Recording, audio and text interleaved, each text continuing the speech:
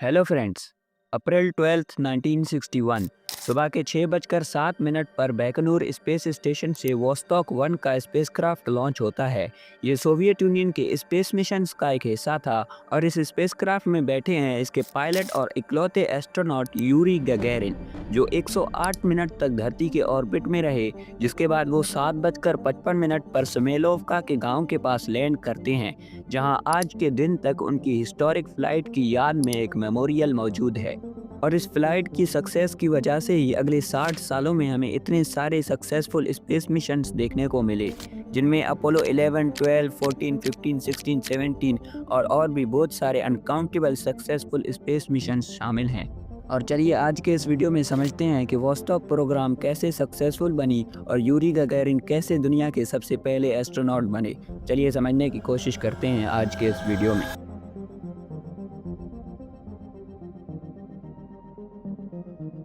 हमारी कहानी शुरू होती है 4 अक्टूबर साल 1957 को, जब सोवियत यूनियन स्पुतनिक 1 को लॉन्च करता है। स्पुतनिक दुनिया की सबसे पहली आर्टिफिशियल सैटेलाइट थी जिसने धरती को ऑर्बिट किया था, और इसके लगभग एक महीने बाद 3 नवंबर साल 1957 को स्पुतनिक 2 को लॉन्च किया जाता है, जिसमें एक फीमेल डॉग लाइका को बिठाकर स्पेस में भेजा जाता है, ये टेस्ट करने के लिए कि लिविंग ऑर्गेनिजम्स स्पेस के हार्श एनवायरनमेंट को बर्दाश्त कर सकते हैं। ये मिशन भी सक्सेसफुल रही, जिसमें लाइका धरती के 4 ऑर्बिट कंप्लीट करने के बाद ओवरहीटिंग की वजह से मारी गई। और स्पुतनिक 1 और 2 के लॉन्च से यूएसए और सोवियत यूनियन के बीच में स्पेस रेस शुरू हो गई थी, और स्पुतनिक के रिस्पॉन्स में 31 जनवरी साल 1958 को यूएसए की तरफ से एक्सप्लोरर 1 को लॉन्च किया जाता है। और अगले कुछ टाइम में स्पेस रेस और भी इंटेंसिफाई होने लगी, जिसमें यूएसए और सोवियत यूनियन दोनों एक बहुत ही बड़े ब्रेक थ्रू के तलाश में थे। दोनों कंट्रीज जल्दी से जल्दी बहुत से सक्सेसफुल स्पेस मिशंस लॉन्च करना चाहते थे, और अब जब स्पेस में आर्टिफिशियल सैटेलाइट्स पहुंच गए, स्पेस में लिविंग ऑर्गेनिजम्स पहुंच गए, तो अब बारी थी इंसानों को स्पेस में पहुंचाने की। और स्पुतनिक की सक्सेस को देखते हुए यूएसएसआर की स्पेस एजेंसी 1958 में सोवियत गवर्नमेंट से वोस्टॉक प्रोग्राम को अप्रूव करवाती है। लेकिन वोस्टॉक प्रोग्राम के अप्रूवल का एग्जैक्ट डेट हमें मालूम नहीं है, क्योंकि सोवियट्स इस प्रोजेक्ट को कंप्लीट सीक्रेट रखना चाहते थे।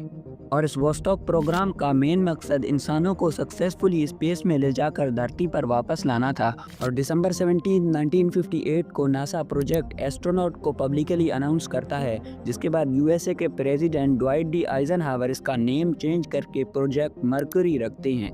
और जनवरी 1959 में सोवियट्स ह्यूमन स्पेस फ्लाइट्स की तैयारी शुरू करते हैं, और अब मिशन के लिए किसी एस्ट्रोनॉट को चुनना था। लेकिन ऑफिशियली एस्ट्रोनॉट्स को कॉस्मोनॉट बुलाया जाता था, और आज के दिन तक रशिया में एस्ट्रोनॉट को कॉस्मोनॉट बुलाया जाता है। और ये फैसला किया जाता है कि ये एस्ट्रोनॉट्स 25 से 30 साल के होने चाहिए, 5 फीट 9 इंच से इनकी हाइट छोटी होनी चाहिए, और इनका वेट 72 किलोग्राम से कम होना चाहिए। और सोवियत एयरफोर्स से बहुत से ट्रेंड पायलट्स को चूज़ किया गया, क्योंकि वो फिजिकली भी बहुत फिट होते हैं और उन्हें हाई एल्टीट्यूड्स पर उड़ने का भी एक्सपीरियंस होता है।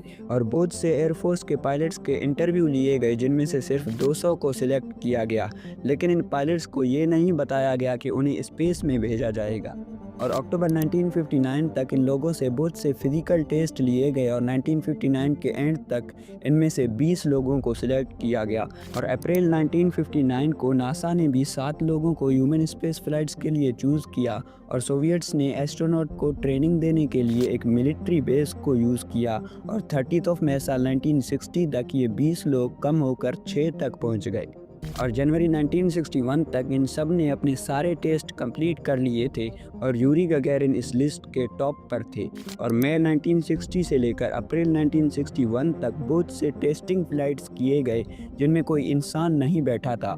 टोटल में वोस्टॉक प्रोग्राम में सोवियत यूनियन ने 24 स्पेसक्राफ्ट लॉन्च किए थे, जिनमें से 12 फेल हुए थे। और इन 24 में से बहुत सारे मिशंस में बहुत सारे एनिमल्स को स्पेस में भेजा गया था।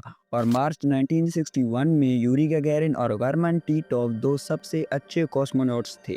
और 9 अप्रैल साल 1961 को मिशन से 3 दिन पहले यूरी गगैरिन को ऑफिशियली फर्स्ट कॉस्मोनॉट के तौर पर सिलेक्ट किया गया।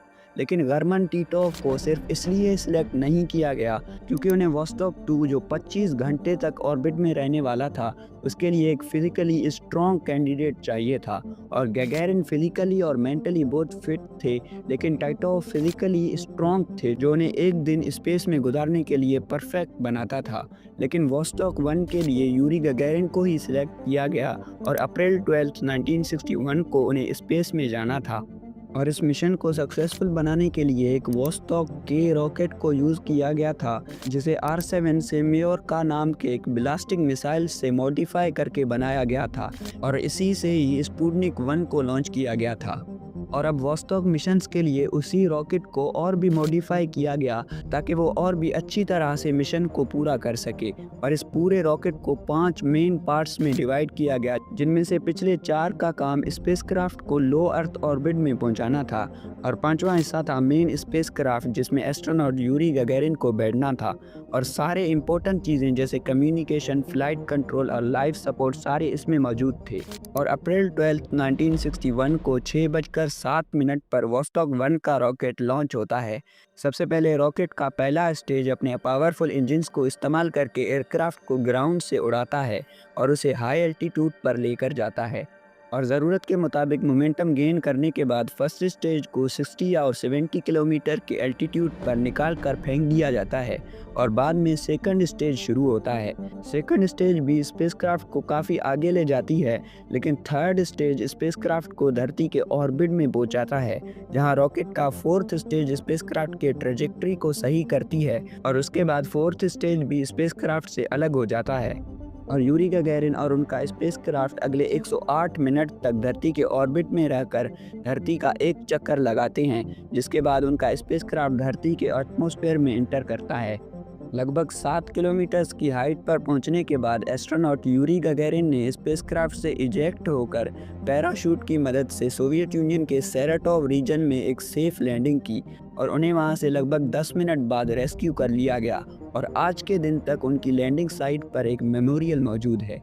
और यूरी गगैरिन की इस हिस्टोरिक फ्लाइट की वजह से ही 1969 में मून लैंडिंग पॉसिबल हो पाई। लेकिन ये जो इतना पैसा खर्च करके स्पेस में इंसानों को भेजा गया, इंसानों को चांद पर भेजा गया, ये सिर्फ यूएसए और सोवियत यूनियन की अपनी ताकत और प्राइड का हिस्सा था। दोनों मुल्कों की स्पेस रेसेस ने दुनिया को ये दिखाया कि किस तरह वो अपनी सुपर पावर और स्टेटस को साबित करने के लिए इतना बड़ा रिस्क लेने को तैयार थे। लेकिन जब हम आज के दिन स्पेस एक्सप्लोरेशन को देखते हैं तो हम ये समझते हैं कि ये सिर्फ एक ताकत का दिखावा नहीं था, बल्कि इंसान की क्यूरियोसिटी, नॉलेज और टेक्नोलॉजी का नतीजा है। जहां पहले ये मिशन सिर्फ एक दूसरे को हराने के लिए थे, आज के दिन ये सब मिलकर पूरे दुनिया को बेनिफिट पहुंचा रहे हैं। फॉर एग्जांपल, अगर स्पेस में आर्टिफिशियल सैटेलाइट्स नहीं भेजे गए होते तो आप शायद ये वीडियो नहीं देख रहे होते। और अगर आप यूएसए और सोवियत यूनियन के कोल्ड वॉर के बारे में और अच्छी तरह जानना चाहते हैं तो आप ये वाला वीडियो देख सकते हैं। Thank you.